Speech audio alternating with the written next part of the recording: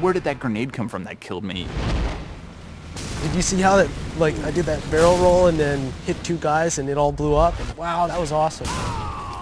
He just got sniped and then cartwheeled over the side and then got run over by a warthog. We flipped 6 times in the air, landed it, and kept going.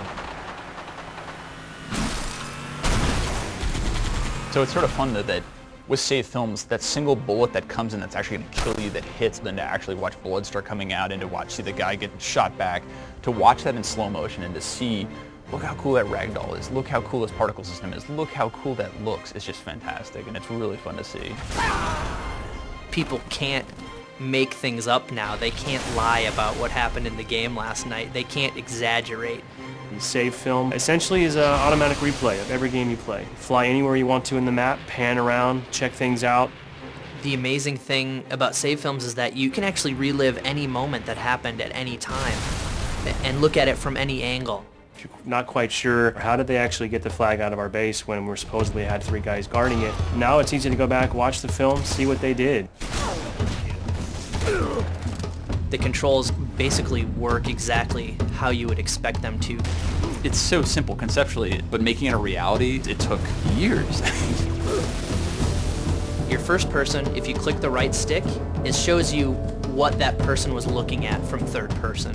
The other option you have while you're following someone in third person is to break out into a orbiting cam. So anytime you hit the right stick, you automatically move out into this orbiting camera and you can zoom in and out. I'll say it. I did not know that the Warthog actually had like an internal like dash lights and crap. And so then like I'm flying around and I'm like, wait, what? Like there's actually like lights in here? There's 2 ways to rewind. You can either press left on the D-pad, which is a shortcut, or you can bring up the control pad, highlight the back button on the control pad, press A, and you'll rewind that way. Every time that someone rewinds in a save film, I hold my breath because there's like, it's like God reaching in and being like, make magic happen, and then it magically just keeps working. Like, the complexity of that system is so insane. Now the other cool thing is the ability to go into flying camera, and you do that by hitting the Y button, and that breaks you out into a free roaming camera. You can watch it from above and you can see what you did, maybe get a perspective where you can actually see the impact of that grenade you threw and zoom in really closely on the action that happened after that. So there's one group who was like, no, don't allow it. They're going to see too many lies. It's a pain in the ass. The other side of it was like, look, flying cam is cool as shit. It actually is a big deal. When you're in flying camera, if you hold in the left trigger, you can actually fly around the map faster. And then the right trigger is your speed control. If you hold down the right trigger in just a little, you'll notice it's slow motion. And if you hold it in all the way, it actually becomes fast forward. I want people to be able to make those snippets, be able to make those moments and share them and be like, look at this awesome game, look at these crazy things I did, and that's so awesome. And I want that to be inside our engine, not to have to go to some external site. Save films and Forge, I think, represent the coolest features that we have in Halo 3. We're giving them the tools to basically play Halo how they want to play it. They can set up any map however they see fit. It's just crazy how much a map will change with just a small variation of either weapon placement or just where the flag spawns in CTF. If you don't like it there, move it 1 meter to the right. If you want to in Forge, you could build your own base on the beach, maybe add some turrets for defense, add some crates to hide behind.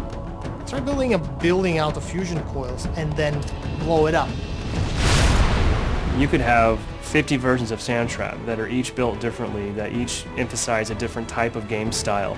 Forge is actually an old school Bungie name. It was the name of the map editor for the Marathon games. It's kind of a nod to the hardcore Bungie fans.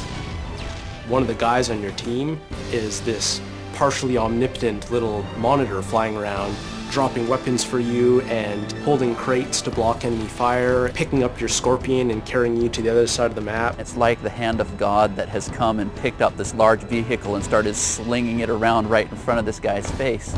Your buddy can drop a bubble shield in front of you, now instantly you're protected. Maybe now you'd like to go on the offensive, ask your buddy to drop a Spartan laser for you. Next thing you know, you've got a laser in real time. Once we realized we could do something like that, we're like, This will be the mother of all multiplayer matches. You can manipulate everything on the map. It's not just weapons and grenades and vehicles. It's spawning. It's where the flag sits. It's where the turret sits. It's every single object in the level.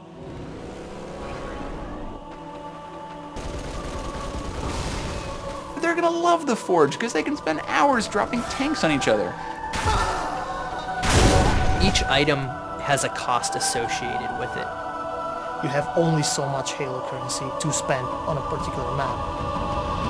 Yeah, I've joked that people are going to take our maps that are broken, and within a week they're going to fix them because they're actually going to make the real version of like, hey, you know what, Bungie, your version of territories in this level sucked, and here's the real one.